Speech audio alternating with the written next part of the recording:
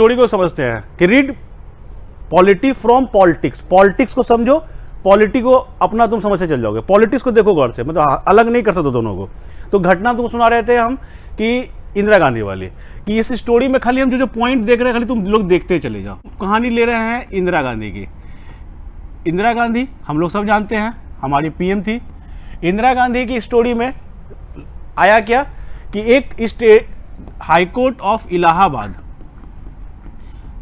ठीक है, स्टोरी को सुनो और देखो क्या क्या चीज हमको निकलता है इससे। 12 जून 1975 को हाई कोर्ट इलाहाबाद ने एक जजमेंट सुनाया। किस बात को लेके? बोला कि इलेक्टोरल मिसकंडक्ट हुआ आपके इलेक्शन में,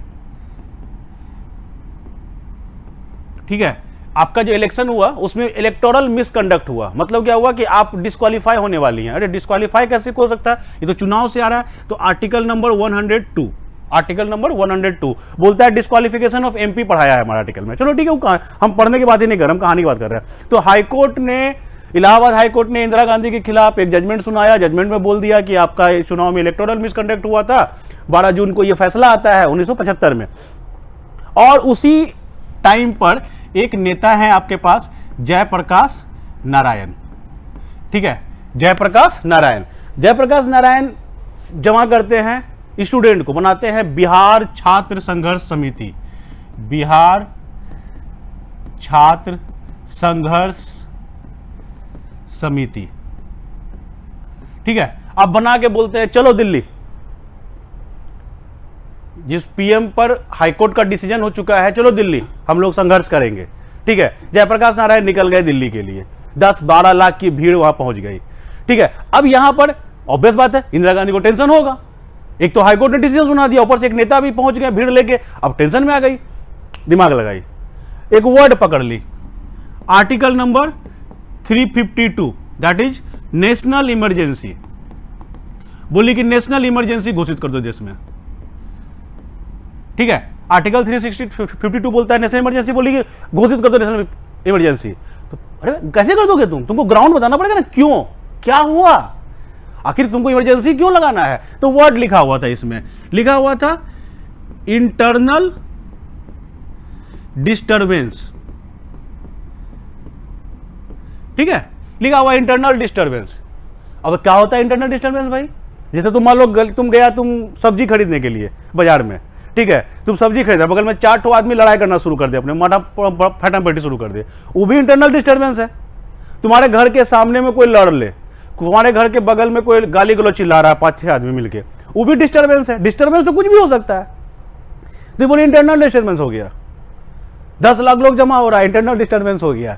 और चूंकि तुम्हारे कॉन्स्टिट्यूशन में लिखा हुआ है, तो इस आधार पर उसमें आपके प्रेसिडेंट थे फखरुद्दीन अली अहमद, उनको रिकमेंडेशन भेज दी, ये ग्राउंड ये बना दी ग्राउंड, ठीक है, इसको बना दी ग्राउंड, इंटरनल डिस्टर्बेंस को। अब बोलिए ये ग्राउंड है तुम्हारा, इस ग्राउंड पर लगा दो नेशनल इमरजेंसी, क्योंकि नेशनल इमरजेंसी लगेगा तो क्या होगा, आपका फंडामेंटल राइट सीज हो जाएगा, ठीक है। जब ये बोल रहे थे कि आपको घूमने का अधिकार है, ये जैसे अभी यहां पर क्या हुआ, बिहार छात्र संघर्ष समिति दिल्ली में जाकर एक रैली निकालने वाला है।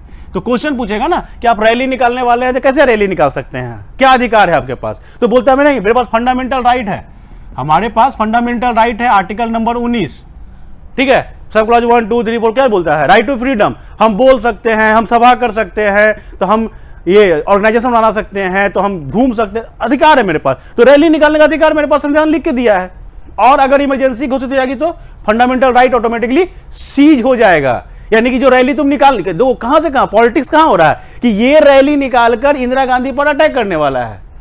तो ये बोलिए अच्छा तुम रैली निकालोगे ना, तुम भीड़ जमा कर लियो ना, चलो ठीक है, मेरे पास इमरजेंसी है, हम इधर से ये वाला हथियार लगाए, अब तुम निकालो रैली, तुम्हारा फंडामेंटल राइट हम सीज कर लिए, जाओ, हम तुमको घूमने का अधिकार तुम्हारा छीन लिए, तुम्हारा सभा करने का अधिकार तुम्हारा छीन लिए, तुमको बोलने का अधिकार हम छीन लिए, जाओ अब तुम बेटा बोलते रहो। तो पॉलिटिक्स है ये, ठीक है, ये पॉलिटिक्स चल रहा है। अब पॉलिटिक्स में हमारा पॉलिटिक्स घुस रहा है, देखो कहां का कौन कौन सा क्या क्या घुस रहा है। तो यहां पर आर्टिकल नंबर 19 था, यहां से इंटरनल डिस्टर्बेंस लगा दी, ग्राउंड लगा दी, और लगाकर इसको कर दी सीज, ठीक है। और 25 जून 1975 को इमरजेंसी अनाउंस्ड हो गया। तो 25 जून को अनाउंस हो गया, और ये तुम्हारा चलेगा 21 मार्च 1977 तक, ठीक है। तो 1977 तक ये इमरजेंसी चला। इमरजेंसी चला, साला बड़ा सब पावर सीज, प्रेस का पावर सीज, कोई छपेगा नहीं, कोई कुछ बोलेगा नहीं, ये नहीं होएगा, वो ही नहीं होगा, सब बंद। चलो ठीक है, हटाओ इसको, अब हम इस पर नहीं जाएंगे, पॉलिटिक्स में नहीं घुस रहे हैं, क्या क्या हुआ, क्या था ना था, हटाओ। अब बात करते हैं, ये चलो हो गया। अब इसके बाद इमरजेंसी खत्म होती है और 1978 में सरकार बदलती है, सरकार आती है मोरारजी देसाई की, दैट इज जनता पार्टी, ठीक है। जनता पार्टी, ऑब्वियस बात है, कांग्रेस ने इतना बड़ा भयंकर सा स्टेप लिया, तो जब चुनाव होगा उसके बाद तो हटेगी ही, तो हट गई जनता पार्टी, सरकार बनाया, Morarji Desai was the PM. Morarji Desai जैसे पीएम बनते सबसे पहला काम बोलते हैं, सारा यही इंटरनल डिस्टर्बेंस था जिसके कारण हम फंसे थे। सबसे पहला यहां पर अमेंडमेंट लाते हैं, 44th अमेंडमेंट, ठीक है। यहां पर एक अमेंडमेंट लाते हैं और अमेंडमेंट लाके बोलते हैं कि ये वाला वर्ड हटाओ यहां से पहले। इंटरनल डिस्टर्बेंस इज अ वेग वर्ड, इसका कोई मीनिंग ही नहीं है। डिस्टर्बेंस कुछ भी हो सकता है, चार मच्छर भरमना दिया तो डिस्टर्ब हो गया आदमी, ठीक है। मेरे गली में 20 को कुत्ता रोज रात में दौड़ता है, डिस्टर्ब हो गए हम। डिस्टर्बेंस मींस क्या, व्हाट इज डिस्टर्बेंस? तो बोला कि ना ये साला सबसे खतरनाक वर्ड था, हटाओ पहले इसको। तो 44th अमेंडमेंट आता है 1978 में, और सबसे पहला काम यह किए, इंटरनल डिस्टर्बेंस को खत्म करके यहां पर लिखे आर्म्ड रेवेलियन। आर्म्ड रेवेलियन, जब हथियार लेकर, ठीक है, जब हथियार लेकर कोई घेरने की कोशिश करे तब मानना कि नेशनल इमरजेंसी है। साला आदमी अगर खड़ा होकर भाषण दे रहा है तो वो इंटरनेट होने नहीं मानोगे, तो वर्ड को क्लियर किया गया, आर्म्ड रेबेलियन, ठीक है।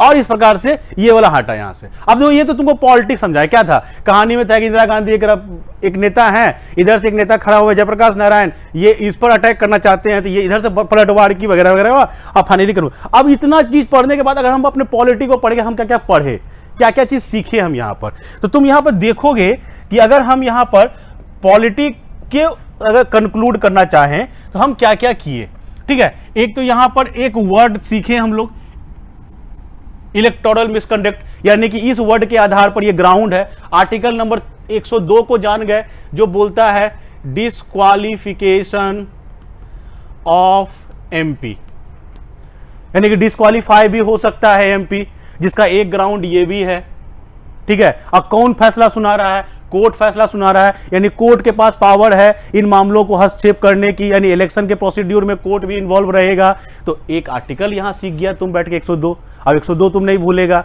आगे बढ़े तो यहां पर हमने पढ़ा इमरजेंसी, आर्टिकल नंबर 352 जो नेशनल इमरजेंसी को घोषित करता है, तो एक आर्टिकल यहां पर ये भी हमने सीखा। एक ग्राउंड सीखा, इंटरनल डिस्टर्बेंस, जिसको चेंज किया गया 44th अमेंडमेंट में 1978, उसके बदले में एक ग्राउंड बना आर्म्ड रिबेलियन, तो एक ग्राउंड ये भी सीखा हमने। अगर यहां पढ़ते हैं तो यहां पे फंडामेंटल राइट 19 देख रहे हैं, जो बताता है राइट टू फ्रीडम बताया गया है, और इसके कारण इसको कैसे सीज करना है तो तुमको इमरजेंसी घोषित कर देना पड़ेगा। इमरजेंसी का टाइम क्या, चलो तो हिस्ट्री की बात कर लेंगे, लेकिन यहां पर इतना सारा चीज हमको एक पॉलिटिक्स से मालूम पड़ गया कि कितना सारा आर्टिकल जान गए, कितना सारा आर्टिकल का मीनिंग जान गए। तो इसीलिए कहते हैं read politics, read polity from politics, ठीक है। आज का घटनाक्रम पकड़ोगे तुमको कुछ ना कुछ रोज दिखेगा न्यूज में, ये हुआ वो हुआ, ठीक है। अभी हाल में हुआ था घटना, सुप्रीम कोर्ट ने जजमेंट दिया था कि इलेक्शन कमीशन को चुनने के लिए एक पैनल बनेगा जिसमें ये लोग रहेंगे। तो क्या है ये क्या है? यहां पर न्यायपालिका और आपकी व्यवस्थापिका, यानी एग्जीक्यूटिव और जुडिशरी दोनों में चल रहा है टकराहट। तो है पॉलिटिक्स, मजेदार स्टोरी है। तो उस पॉलिटिक्स में अपने पॉलिटी को घुसेड़ के पढ़ो, तुमको फायदा होगा, ठीक है।